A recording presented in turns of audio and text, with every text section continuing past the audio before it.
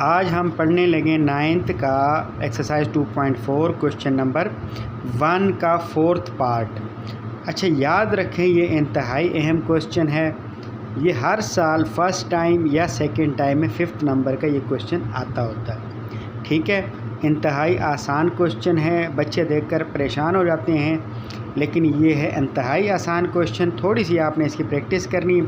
अच्छा, इसमें आपको ना ये 3 टर्म नज़र आ रही है। कितना है? 81 है, और इसी तरीके से ये 243 है, और ये नीचे आपको 9 नज़र आ रहा है।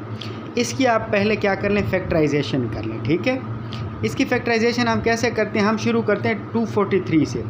243 को जब हम देखते हैं तो ये 3 पर इफेक्टर्स हो सकते हैं। इसका 3 से हम करते हैं 3 8 दा 24 हो जाएगा, और 3 1 दा 3 हो जाएगा। इस तरह अगेन इसको हम 3 पर करते हैं, 3 2 दा 6 हो जाएगा। इसमें से 2 बचेंगे, कितने हो जाएंगे? 21। तो 3 7 दा 21 हो जाएगा। इसी तरीके से मज़ीद इसको हम 3 पर कर सकते हैं, तो ये हो जाएगा 3 9 दा 27। फिर हम इसको 3 पर करेंगे तो ये हो जाएगा हमारे पास 3 3 दा 9, और फिर हम इसको 3 पर करेंगे तो ये हो जाएगा 3 1 दा 3। इसका मतलब है कि 243 की फैक्टराइजेशन हो गई है। लेकिन अगर आप थोड़ा सा इस पर गौर करें तो आपको नज़र आ रहा है कि ये तीनों की ही फैक्टराइजेशन हो चुकी है। अच्छा, जो 243 में है उसकी फैक्टराइजेशन क्या है? ये कितनी दफ़ा 3 रिपीट हो रहा है? 1 2 3 4 5। इसका मतलब है कि 243 की जो फैक्टराइजेशन है वो 3 की पावर 5 बन रही है। अच्छा, अब आप यहाँ ज़रा तवज्जो करें, ये कितना है? 81। अब 81 की अगर हम इसको 243 को एक लम्हे के लिए इसको हम छुपा लें और हम देखें कि 81 की फैक्टराइजेशन है ये, तो हमें नज़र आ रहा है कि 81 में 3 कितने टाइम्स आ रहा है? 1 2 3 4। इसका मतलब है कि जो 243 है उसकी जो फैक्टराइजेशन है वो तो हमारे पास बनी 3 की पावर 5, और जो 81 की फैक्टराइजेशन बनी वो बनी 3 की पावर 4। और अब यहाँ आप देखें ये 9 नज़र आ रहा है। 9 की फैक्टराइजेशन कितनी हो रही है? 1 और ये 2, यानी 9 की फैक्टराइजेशन है 3 की पावर 2। ठीक है, ये रफ़ में हमने किया, समझने के लिए है ये।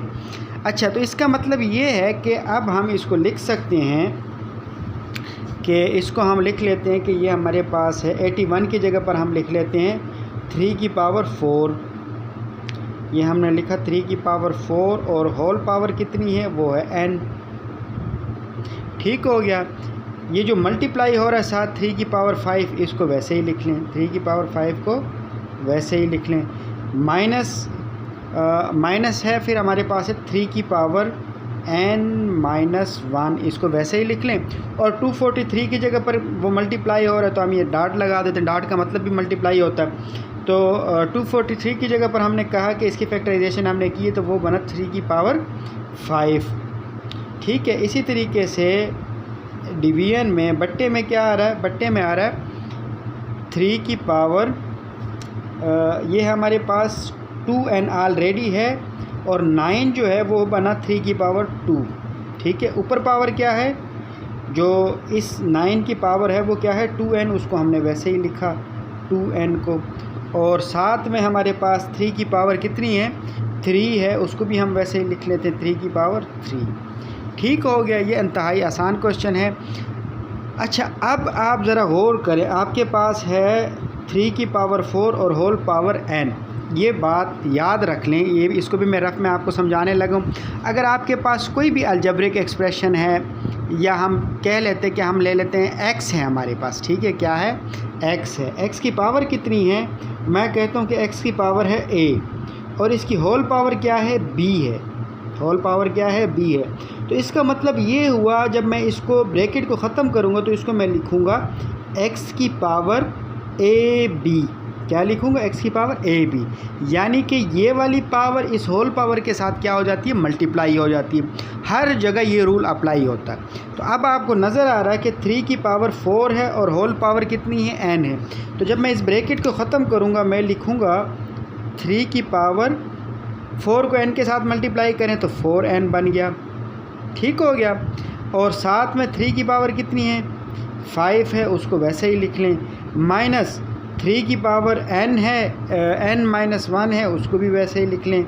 और वो जो 3 की पावर 5 है उसको भी वैसे ही लिख लें, 3 की पावर 5 को भी वैसे लिख लें। ठीक हो गया। अच्छा, अब बट्टे में क्या है हमारे पास, 3 की पावर देखें 2 मल्टीप्लाई होगा ऊपर वाले 2n के साथ, तो 2 मल्टीप्लाइड बाई 2n तो ये हो जाएगा 4n। ठीक हो गया। और साथ में क्या मल्टीप्लाई हो रहा है, 3 की पावर 3 मल्टीप्लाई हो रहा है, 3 की पावर 3 मल्टीप्लाई हो रहा है। अब ज़रा आप तवज्जो करें, ये है 4n, कितना है 4n है। ठीक हो गया। अब ज़रा आप तवज्जो करें, बट्टे में आपको नज़र आ रहा है 3 की पावर 4n नज़र आ रहा है और साथ में 3 की पावर 3 है। अगर हम ऊपर वाली ये जो दो टर्म्स है 3 की पावर 4n मल्टीप्लाइड बाई 3 की पावर 5 और माइनस 3 की पावर n माइनस 1 और 3 की पावर 5, अगर हम इन दो टर्म्स में से 3 की पावर 4n मल्टीप्लाइड बाई 3 की पावर 3 कामन लेना चाहें तो हम ले सकते हैं। पहले हमें क्या करना पड़ेगा, इसकी उसको ज़रा हमें सिंपल फॉर्म में लिखना पड़ेगा। 3 की पावर हम 4n को वैसे ही लिख लेते हैं। ठीक हो गया। ये जो 5 है इसको हम लिख सकते हैं 3 की पावर 3 मल्टीप्लाइड बाई 3 की पावर 2। याद रखें, अगर आपके पास कोई भी अलजेब्रिक एक्सप्रेशन है, ये कोई भी एक्सप्रेशन है, उसमें आपके पास, अब मैं एक मिसाल ले रहा हूँ कि मेरे पास है x की पावर ले लेते हैं जी, x की पावर है जी 4 ले लेते हैं, एक मिसाल ले रहा हूँ। अब इसको हम, हमारी मर्ज़ी है कि इसको हम लिखना चाहें x की power 2n multiplied by x की पावर 2 मल्टीप्लाइड बाई x की पावर 2, यानी इस 4 को आप ब्रेक करके किसी भी नंबर्स की प्लस माइनस की फॉर्म में लिख सकते हैं। ये देखें 2 + 2 कितना हो जाएगा, वापस 4 हो जाएगा। जब भी बेस सेम हो, आपने थोड़ा सा इससे पिछले एक्सरसाइज में आपने पढ़ा है कि अगर हमारे पास दो टर्म्स या दो नंबर्स, टर्म्स भी हो सकते हैं, कोई नंबर हो सकता है, न्यूमेरिकल वैल्यू हो सकती है, अगर मल्टीप्लाई हो रही हो, दो नंबर्स हो रहे हो या कोई अलजेब्रिक एक्सप्रेशन हो, जब वो दो आपस में मल्टीप्लाई हो रहे हों और उनकी पावर जो है वो बेस क्या हो, बेस सेम हो, तो हम क्या करते हैं, पावर्स को आपस में ऐड करते होते हैं। ये रूल है। इसी तरीके से अगर आपने किसी एक्सप्रेशन को ब्रेक करके 2 या 3 की उसमें लिखना हो मल्टीपल की शक्ल में, जैसे मैंने इसको लिखा है x² मल्टीप्लाइड बाई x², तो मैं लिख सकता हूँ, जब मैं इसको दोबारा इस तरह करूँगा, x को एक ही दफ़ा लिखूँगा तो 2 + 2 कितना हो जाएगा, 4 हो जाएगा। तो यही काम मैंने इस 3 की पावर 5 के साथ किया। इसको मैंने लिखा 3 की पावर 3 मल्टीप्लाइड बाई 3 की पावर 2। जब मैं इसको वापस अगर लिखना चाहूँ तो उस फॉर्म में मैं इसको लिख सकता हूँ। ये मैंने इसलिए ऐसे लिखा ताकि ये निचले वाली जो टर्म्स है इस तरह की टर्म्स मैं ऊपर से कामन ले सकूँ। ठीक है। तो इसी तरीके से ये दूसरी माइनस के बाद क्या है, 3 की पावर n माइनस 1 है, तो n माइनस 1 को मैं वैसे लिखूँगा और ये मुझे नज़र आ रहा है 3 की पावर 5। ठीक है। अच्छा, पहले तो ना मुझे ये करना चाहिए कि इस 5 में से एक यहाँ प्लस कर दूँ, या मैं यूँ लिख लूँ 3 की पावर 1, 3 की पावर, ये प्लस का 1 है, किसका है, ये मल्टीप्लाई हो रहा है, लेकिन ये 1 जो है ना, ये वाला 1 ये प्लस का है, और ये 3 की पावर कितना, बाकी 1 ये हुआ और ये 3 हुआ, कितना हुआ 4, एक मज़ीद हमारे पास 3 की पावर 1 आ सकता है। ब्रेक करके मैंने 5 को कैसे ब्रेक किया, 1 3 1, ये 5 ही होता है। समझाने के लिए ये है कि आप इसको ऐसे लिख लें। अच्छा, नीचे जो टर्म्स है इसको ऐसे ही बस लिखते जाएँ, 3 की पावर 4n और 3 की पावर 3, इसको आपने कुछ नहीं करना, ऐसे ही लिखना है।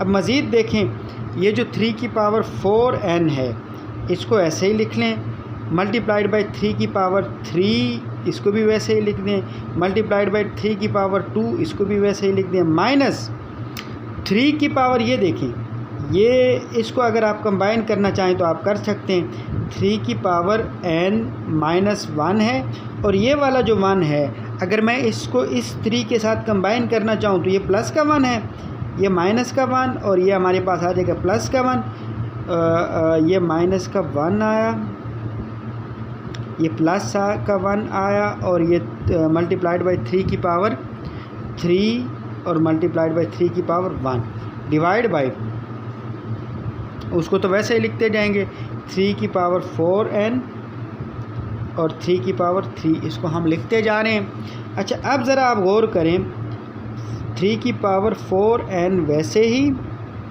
और 3 की पावर 3 भी वैसे ही, 3 की पावर 2 भी वैसे ही।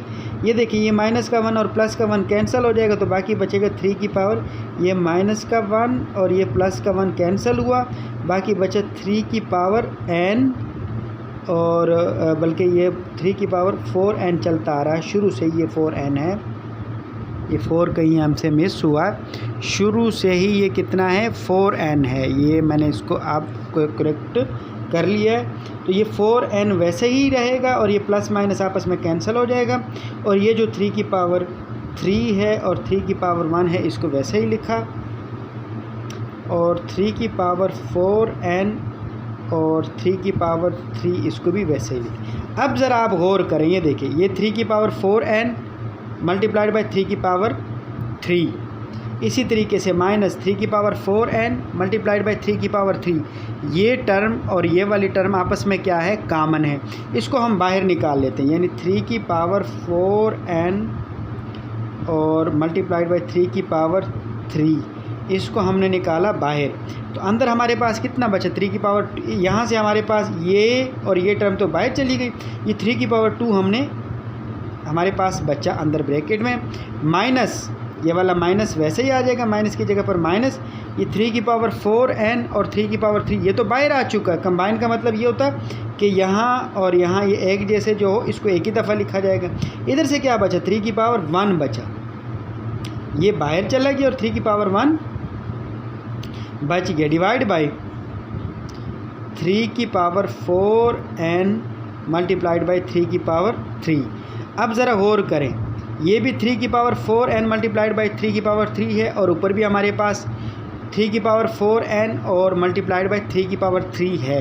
तो इसका मतलब है कि अगर आपके पास फ्रैक्शनल फॉर्म में ऊपर वाली कोई टर्म और नीचे वाली कोई टर्म कॉमन आ जाए, एक जैसी आ जाए, तो वो आपस में कैंसिल हो सकती है। ठीक है, ये रूल है।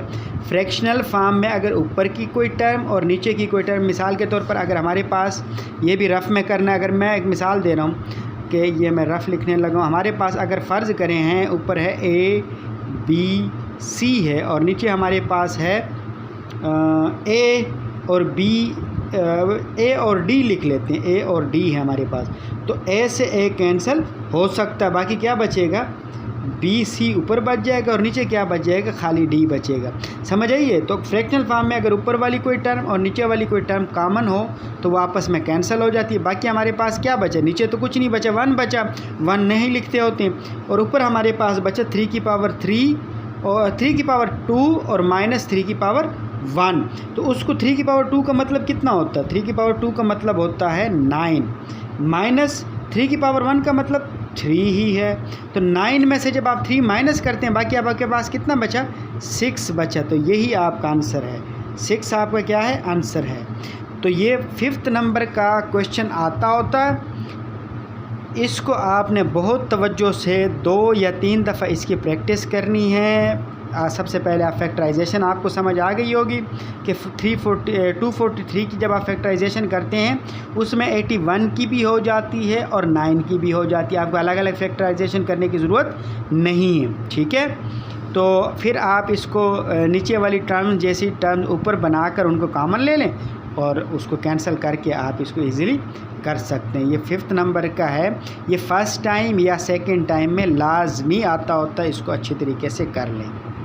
किसी स्टेप की समझ ना आई हो तो आप इसको कमेंट कर सकते हैं, और अगर आप चैनल पर नए हैं तो चैनल को लाजमी सब्सक्राइब करें।